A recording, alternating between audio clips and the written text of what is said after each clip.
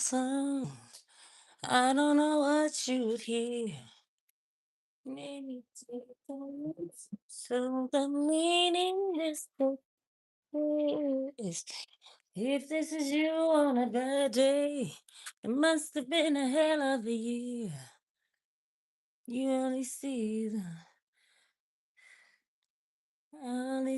the best of you when you're not here.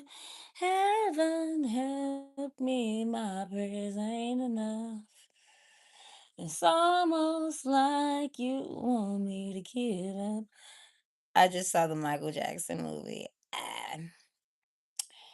And as a person, as a black woman, growing up on the south side of Chicago, I was raised in Illinois, right outside of Chicago. But I was actually raised in Chicago. Some of the best cooking you ever had. I was raised in Chicago by a two-parent home. I have a sister and I have two brothers, so it's two and two. Two sisters, two brothers. And I'm watching the Joe Jackson in the 90s. And we saw that VH1 movie. The VH1, the old Jackson story, nice. Joe Jackson, he's so mean. Dad, he's so mean. He's so mean.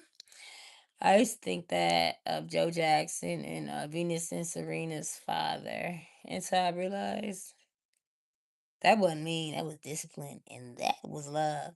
Because once you go out into this world, no matter your talents, no matter your strengths, no matter your education, you have to be twice as good to be considered what half as great. And so, as I watched the Michael Jackson film, I say that man did everything to get y'all out of Gary, Indiana. He prepared y'all for a world that would not love y'all. It wasn't gonna be because y'all was great, not gonna be because y'all was talented. He prepared y'all for a world. This world gonna be racist, and they hate black talent. They hate black joy. They hate black creativity. And Joe Jackson knew that the same way Venus and Serena Daddy knew that. And I say I'm from the Midwest, from a two-parent home. I come from fathers and uncles just like him. It was not abuse. It was discipline. Because if y'all know what this world had for black children who was talented, who come from two-parent homes, who did everything right, the world was going to destroy us. So our parents prepared us for that stuff, just like Joe did to Michael. Yeah, it could have went too far at all that stuff, but imagine living in a place where this man standing on the corner and you got sons that got a talent and they got to go outside to go to school or walk to the store. No, y'all just don't get it. And I'm like, yeah, that's that like nuance of like, I don't know how to explain this to them, but like, I don't know. I was watching a film and Joe said, I took y'all to Gary. I said, well, that's true. He did that. Now, was Michael always going to be talented and existed outside of his father? Absolutely. But back in that day in the Midwest, if you had a daddy in your home, bitch, you was as good as motherfucking gold. You was as good as gold. You mean you have two parents in the house, a two-parent income?